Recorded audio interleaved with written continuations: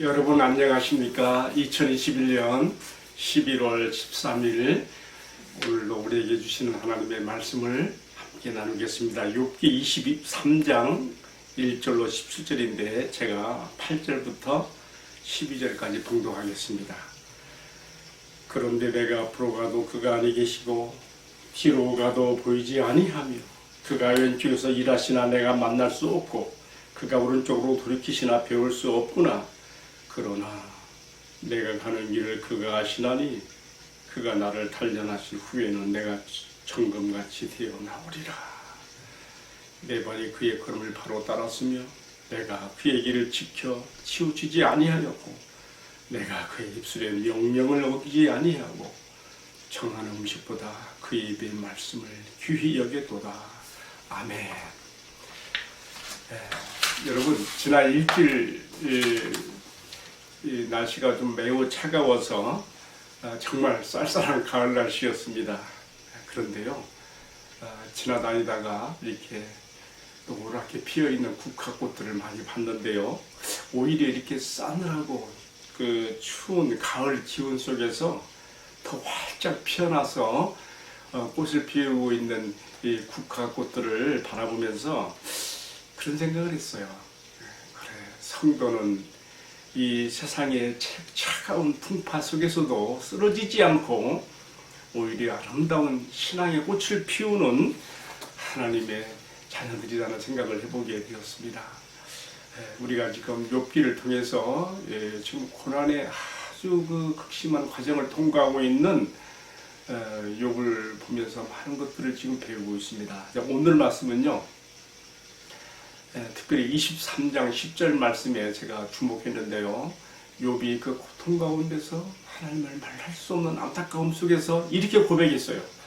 나의 가는 길을 오직 그가 아시나니 그가 나를 단련하신 후에는 내가 정금같이 나오리라.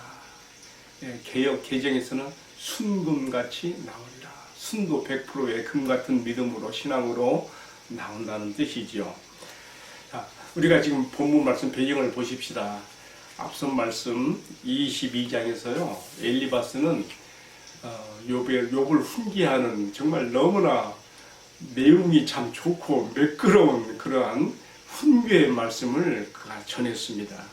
그렇지만 욥은 그러한 엘리바스의 말들이 다 귓전을 지나가는 말에 불과할 뿐입니다. 그의 진정한 내면을 들여다보지 못하고 공감하지 못하는 그런 말들은 다 허공을 때리는 그런 말들일 뿐이지요.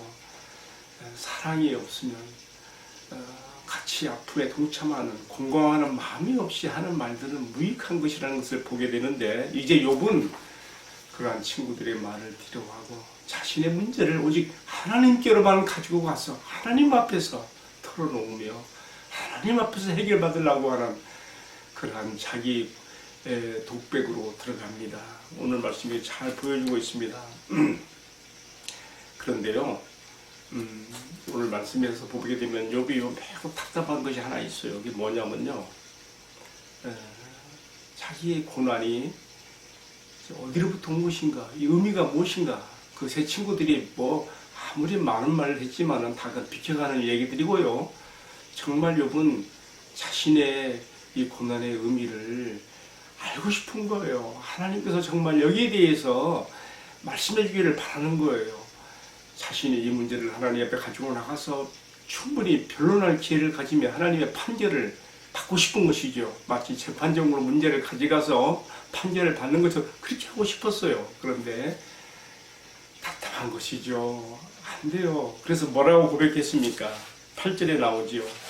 제가 다시 한번 읽어볼게요. 그런데 내가 앞으로 가도 그가 계시지 아니하고 뒤로 가도 보이지 아니하며 그가 왼쪽에서 일하시지만 내가 만날 수 없고 그가 오른쪽으로 돌이키시나 배울 수 없구나. 하나님은 무소부재하시고 내가 머리털을 하나까지 세신 분이기 때문에 지금 욥의 모든 고통의 모습을 다 들여다보고 계시지만은 욥은 그 보이지 않는 하나님을 만날 길이 없고 자기의 그 문제를 하소연할 길이 없으니까 이게 답답함을 좀 표현하는 거예요.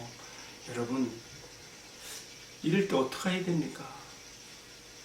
되게 우리가 이런 답답하게 빠지면 에라 모르겠다, 될 대로 되라, 자포자기하거나 낙심하고 실망할 수가 있습니다. 그런데 욥은요, 여기서 위대한 신앙의 고백을 하고 있습니다. 오고 오는 모든 시대의 하나님 백성들에게 너희가 내 눈앞에 보이지 않는 하나님 앞에 어떻게 해볼 수 없는 그 답답함 때문에 고통할 때에 너희가 바로 이런 길로, 이런 자세로 가야 한다는 것을 보여주듯이 그는 답답함 속에서 이렇게 고백했습니다. 아주 정말 위대한 어록으로 우리에게 남겨졌습니다. 나의 가는 길을 오직 그가 아시나니 그가 나를 단련하신 후에는 내가 정금같이 나오리라. 욥은요, 자신의 이 고통의 과정을 뭘로 봤습니까? 하나님께서 자신을 단련하시는, 더 높은 신앙의 경지로 이끄시기 위해서 단련하시는 기회로 본 것입니다. 그래서 제가 오늘 특별히 23장 10절 말씀에 제가 근거해서 이 말씀 풀이를 통해 오늘 묵상을 대신하려고 하는데요. 자, 그럼 첫 번째로 그가 나를 단련하신 후에는 이 속에 담겨있는 뜻이 무엇일까요? 이것은 지금 욥이 당면하는 이 고난은 그의 죄로 말미암은 인과응보적 재앙이 아니라 이것은 연단의 과정으로서 고난이라고 받아들이고 있는 것입니다. 여러분, 참 이게 굉장히 중요한 얘기입니다. 하나님께서 자신을 죄에 대한 벌로 주신 고난이 아니라 자신을 이전보다 한 단계 더 한 차원 더 높은 신앙의 경지로 이끌고 계신다고 하는 그러한 고백을 드렸다고 하는 것은 정말 우리가 귀담아 드려야 되는 고백입니다. 욥은요, 하나님께로부터 동방의 의인이라고 하는 칭찬을 받았습니다. 어찌 보면 그는 하나님께서 보시기에 하나님을 경외하는 신앙의 최고봉에 이른 사람처럼 보입니다. 그러나 그가 자신의 고난을 하나님의 손길에서 나온 단련의 과정으로 자기를 빚어 만드시는 하나님의 연단의 손길로 인식하고 받아들였다고 하는 것은요, 우리에게 무엇을 말해줍니까? 우리의 신앙생활에서도요, 졸업이 없습니다. 우리의 성화 성장의 과정은 주님을 만나는 그날까지 우리 신앙의 성화 성장의 목표가 되신 그리스도의 형상, 하나님의 아들 우리 주 예수 그리스도의 형상을 닮을 때까지 부단히 끝없이 우리가 자라가야 하는 것을 우리가 욥을 통해서 배우게 되는 것입니다. 동방의 은이라고 칭찬받았던 욥이 자신의 고난을 자신의 그 하나님께로부터 말미암은 단련의 그런 기회로 받아들였다면 우리야 얼마나 더 나에게 닥치는 그 작은 그 고난의 문제들을 우리 그렇게 받아들여야 되겠습니까? 때로 그것이 나의 죄로 문제로, 나의 죄로 인한 결과이든 그렇지 않고 하나님께서 나를 더 깊은 신앙과 참 영성으로 이끄시기 위해서, 경건으로 이끄시기 위해서 이렇게 하시는 것이든 물론하고, 우리는 모든 그런 그 성도에게 닥치는 어려움과 고난의 과정들은 나를 단련시키시는 하나님의 손길로 인정하는 것이 정말 필요하다는 것을 우리가 욥을 통해서 배우게 되는 것입니다. 두 번째로요, 욥은 뭐라고 고백했습니까? 내가 정금같이 나오리라 그랬습니다. 아까 위에서요, 욥의 친구들은요, 욥의 그 재난이 욥의 지은 죄 때문에 온 것이라 그랬는데 욥은 그것을 하나님께서 나를 더 높은 신앙의 차로 이끄시는 연단, 단련의 그러한 과정으로서 받아들인다 동시에, 그리고 그 결과는 뭡니까? 정금 같은 신앙으로 나오게 되리라고 하는 믿음인 것입니다. 여러분, 그래서 단련의 목표로서 순도 100%의 정금 같은 신앙의 인격, 이게 참 귀한 것이죠. 바로 앞서 말씀에서 보게 되면요, 엘리바스는 욥에게 훈계하기를 마치 욥이 재물을 탐하고 부자 되기에 애쓰며 그러한 그 세상 재물에 탐심이 많은 사람처럼 막 책망했거든요. 뭐라 했어요? 내 보화를 핏골로 여기고 오빌의 금을 계곡의 돌멩이로 여겨라. 그래야만 하나님이 내 보화가 되시지 않겠느냐? 욥을 막 이렇게 막 몰아붙였어요. 재물을 탐하느냐고. 그러나 욥의 내가 정금같이 나오리라는 이 신앙 고백을 보게 되면요, 욥은 재물을 탐한 자가 아니고 그는 그러한 이러한 물질과 그리고 금은 보화를 그의 손으로 삼은 자가 아니라 하나님 앞에 순전한 신앙, 하나님께서 기뻐하시는 그런 신앙 인격에 자기의 목표가 있었다는 것을 여기서 우리가 보게 되는 것입니다. 여러분, 보통 산에서 채취한 금을 재련하기 위해서는요, 뜨거운 풀무불 속에서 불순물들을 제거하는 과정을 거치는데, 욥은 지금 하나님께서 자신에게 허락한 당면한 이 고통의 과정을 순도 100% 정금 같은 신앙인격으로 만드는 과정으로 이해하고 있으니, 여러분, 욥의 이 신앙 고백은 오늘 오고 오는 모든 시대에, 오늘 우리들에게도 하나님께서 나에게 허락하시는, 내 삶의 어떨 때 허락하시는 이런 고난의 과정들이 바로 나로 하여금 정금 같은 신앙인격에 이르게 하는 기회로 삼고 있다는 것을 우리가 정말 귀담아 받아들여야겠습니다. 우리 신앙의 그런 생활의 목표, 그 뜻이 어떤 세상의 부요와 만족과 잘됨을, 그런 것을 구하는 것이 아니라 하나님 앞에 성화 성장된 아름다운 신앙 인격, 우리 주 예수 그리스도의 이 형상을 담는 데까지 이르러서 주님을 만나게 되는 그 자리까지 나아가는 은혜와 축복을 간절히 기원드립니다. 자, 마지막 한 가지만 더 우리 생각합시다.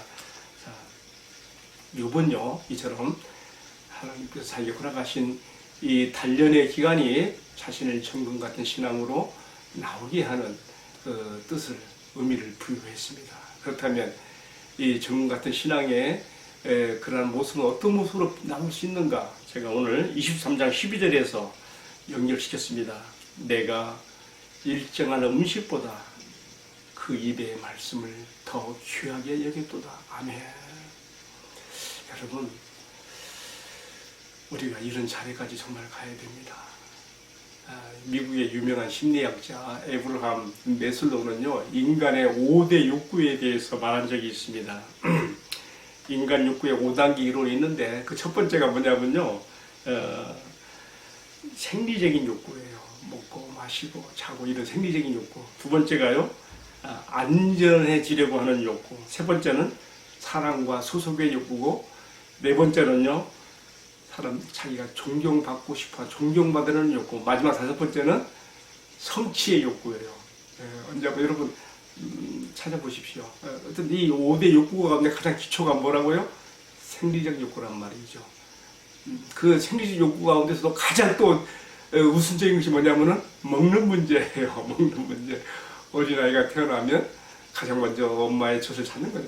인간에게 있는 먹는 문제, 음식의 문제, 양식의 문제는 이만큼 가장 기본적인 욕구이죠. 그런데요, 욥이 뭐라 했습니까? 내가 일정한 음식보다 주의 말씀을 가장 귀히 여겼도다. 여러분, 정말 우리가 이런 자리까지 갔으면 얼마나 좋을까요?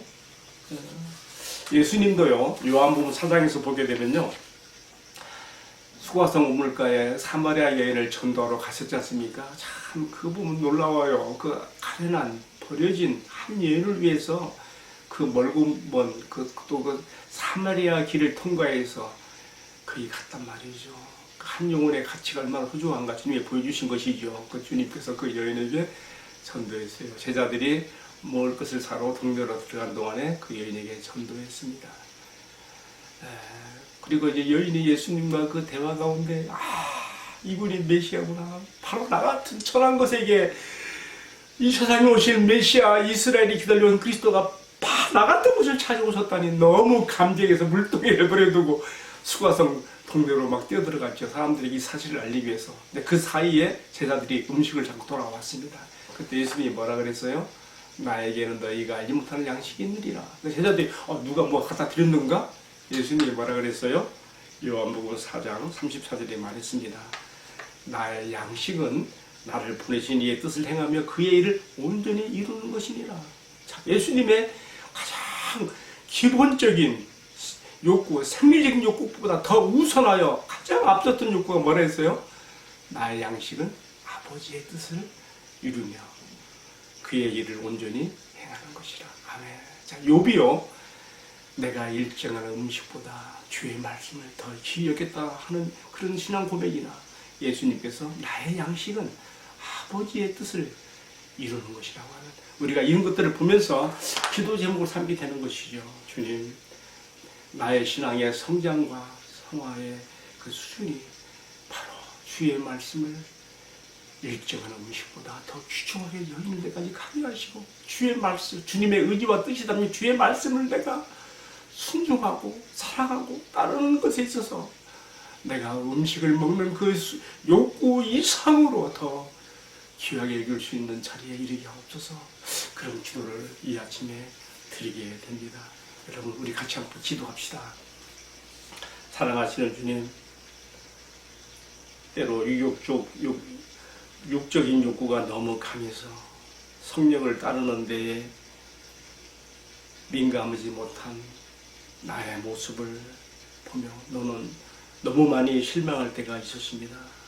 간절히 기도하옵기는 욥이 고백한 일정한 음식보다 주의 말씀을 더 귀히 여긴 그런 신앙의 자리로, 그리고 우리 예수님께서 일정한 음식보다 아버지의 뜻을 행하는 것이 곧 나의 양식이라고 하신 그런 자리에까지 나아갈 수 있도록 우리를 변화시켜 주시고 우리를 단련시켜 주시고 정금 같은 신앙에 이르게 하여 주옵소서. 이 모든 말씀을 존귀하신 우리 주님 예수 그리스도의 이름으로 기도 올리옵나이다. 아멘. 예, 마쳤습니다. 오늘도 박혜동 묵상 데스크에 오셔서 함께 말씀을 시청하시고 나눠주신 여러분 감사합니다.